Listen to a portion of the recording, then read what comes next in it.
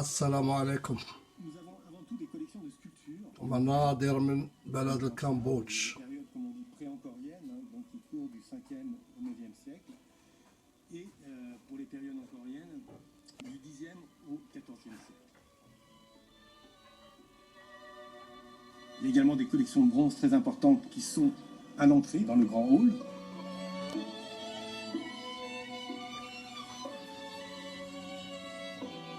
C'est avant tout un musée archéologique qui intéresse la statuaire du Cambodge ancien, c'est-à-dire les images divines des dieux, que ce soit le brahmanisme mais aussi le bouddhisme.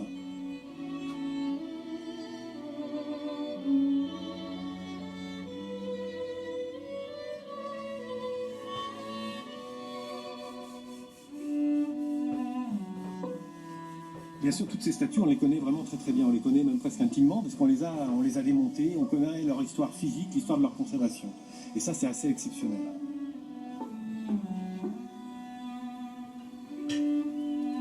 Nous avons aussi, ce qui est tout à fait important, une très très belle collection d'inscriptions anciennes qui portent l'histoire du Cambodge. Et ce sont ces inscriptions qui ont été dictées par les rois, par des brahmanes, qui racontent le Cambodge de pré-encore-rien, le Cambodge du 10e siècle, 11e siècle, le Cambodge de l'époque de Jayavarman VII.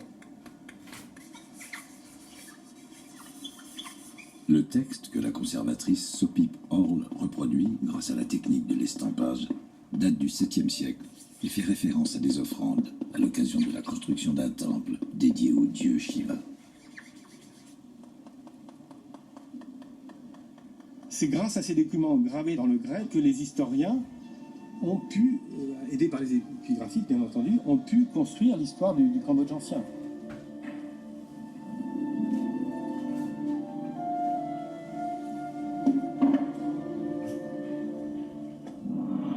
La région du Cambodge a été peuplée sans interruption entre 5000 avant Jésus-Christ et le 9e siècle de notre ère.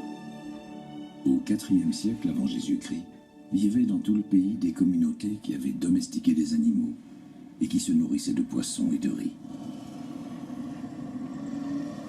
Après un passé principalement agraire, la société cambodgienne est aujourd'hui en pleine mutation. 2 décennies de guerre et de génocide ont ébranlé le pays. Aujourd'hui, si de nombreux Cambodgiens sont encore traumatisés par leur passé, une nouvelle génération apprend les arts traditionnels.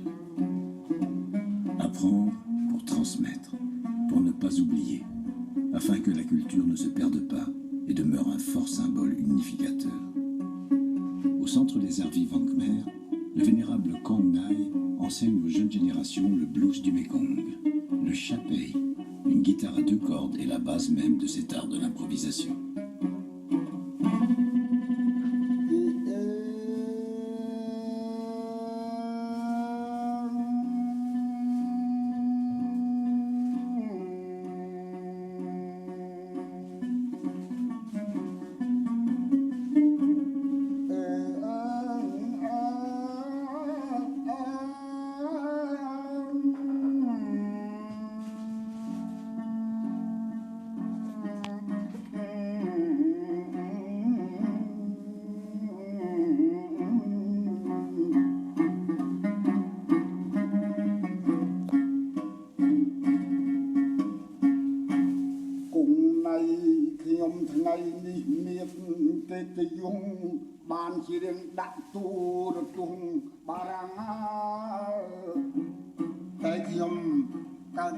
كنصحو إلا كانت شي وحدة كتوحم ما تشوفش هاد ليماج. qui m'a fait perdre le vue. وشكرا.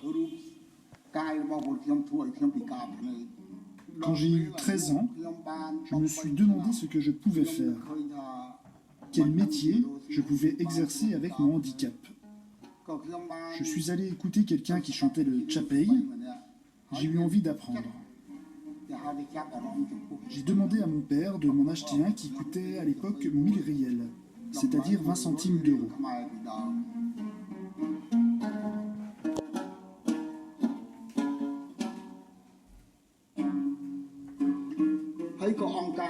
Les organisations qui défendent l'art khmer m'ont beaucoup aidé à former des jeunes. Si on m'aide à transmettre l'art du chapei aux générations futures, il ne disparaîtra pas.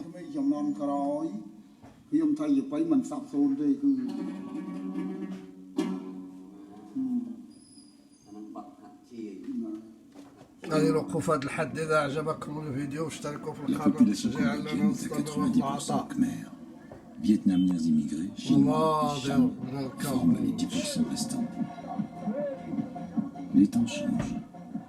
Utilisé comme lieu d'exécution des officiels par les Khmers rouges, le stade olympique résonne en cette fin d'après-midi de musique électronique.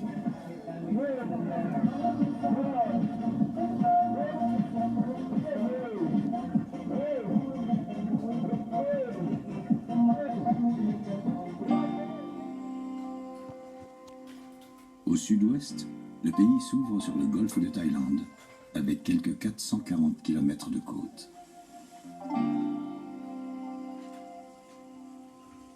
Fondée en 1908, la ville de Kep est à l'origine une station balnéaire réservée à l'élite coloniale.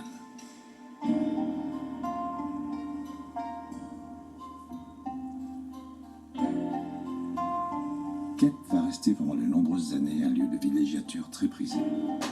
Après l'indépendance, en 1953, c'est l'élite cambodgienne qui se fera construire des villas. La ville sera ensuite ravagée et pillée par les Khmers rouges.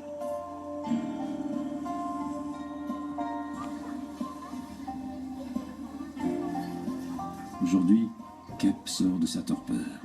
La ville est réputée pour ses crabes.